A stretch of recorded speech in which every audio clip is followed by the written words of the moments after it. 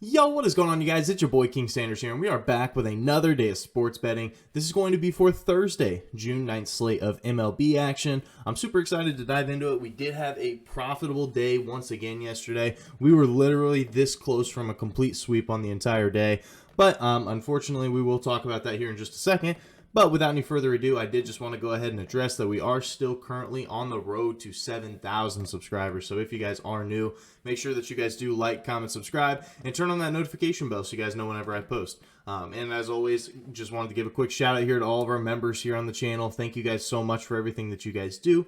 And thank you guys so much for giving such a small channel such a big chance, as I always say. So, obviously, we did have the finals, Game 3 yesterday, where the Boston Celtics did go ahead and take care of business at home versus the Golden State Warriors. And like I said, I predicted this yesterday. I was talking about how I thought that it was going to be a star-studded game yesterday as opposed to a lot of the role players, and that was very true. Steph Curry had a pretty big game. Klay Thompson even scored 20+. He had a pretty good game.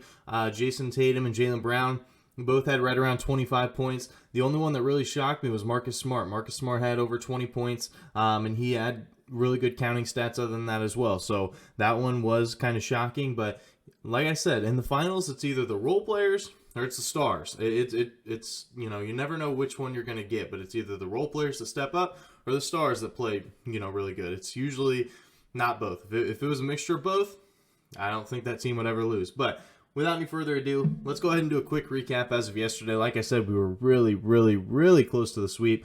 We did have Jordan Poole under 12.5 points. He did finish with just 10. I got to be honest, though, I was extremely nervous about this one. As soon as Steph Curry did go down with that injury there for a little bit, I was afraid Jordan Poole was going to be shooting just for the rest of the game, just trying to see if he can bring him back. But I'm really glad that he didn't. But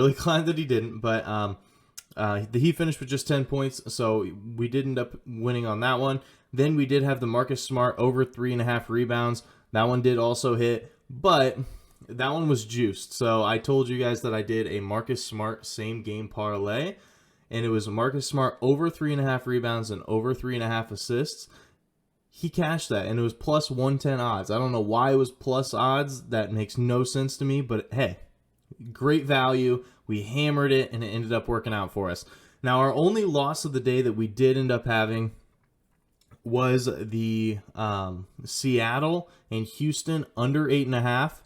And, of course, they finished with 9. I was watching this game, and literally all the runs were scored in, like, the 3rd, 4th, and 5th inning. They were all scored in the middle of the game. There was barely any runs that were scored throughout the last 4 innings. And it was just really annoying to watch because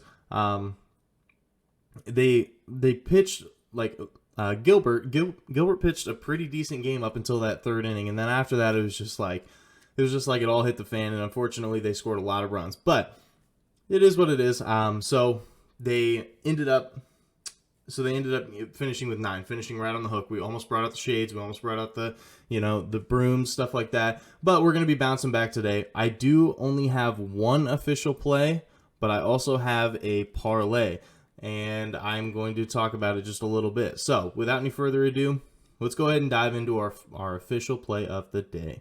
So our only official play of the day is going to be the Dodgers and the White Sox under 8.5 runs at minus 110 odds. Now, if you take a look at it, the White Sox, they are 15, 10, and 1 to the under at home, which is the 6th best percentage in the entire MLB when it comes to under percentage.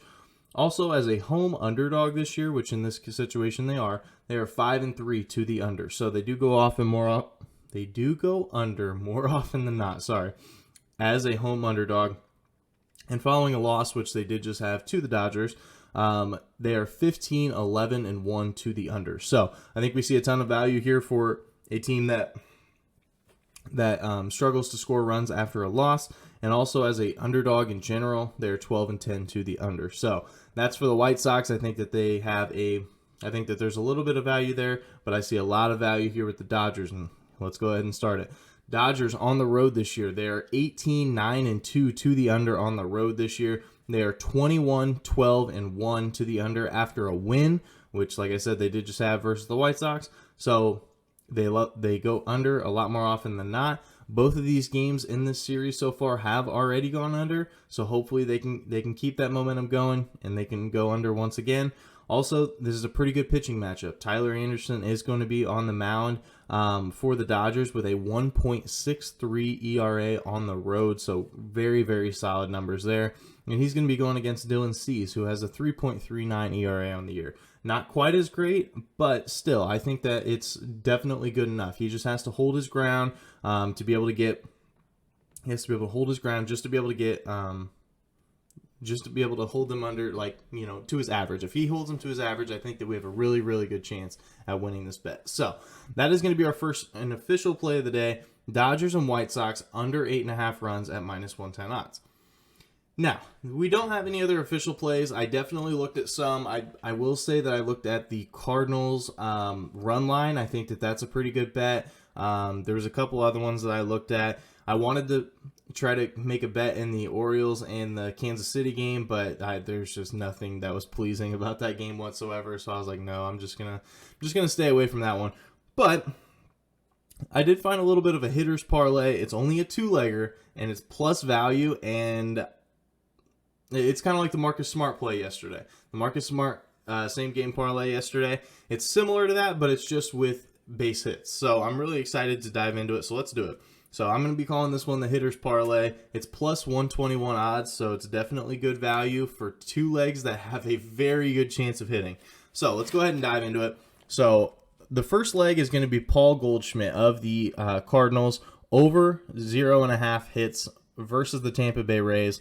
Now this leg itself is at -215, so they obviously predict it to happen because he has gotten a hit in 24 of his last 25 games. Dude has been on an absolute tear here recently, just getting hits just in general. And also in the last 3 games, Tampa gives up 11 hits per game, which is the 4th most in the MLB right now. So they give up a lot of hits, and they've been struggling here recently. And Paul Goldschmidt has been on absolute fire. So hopefully he can go ahead and get that done for us. That's our first leg. And like I said, it's juice, but it's a parlay, so it doesn't really matter. So the second leg is going to be Ketel Marte to get a hit at -195 versus the Reds.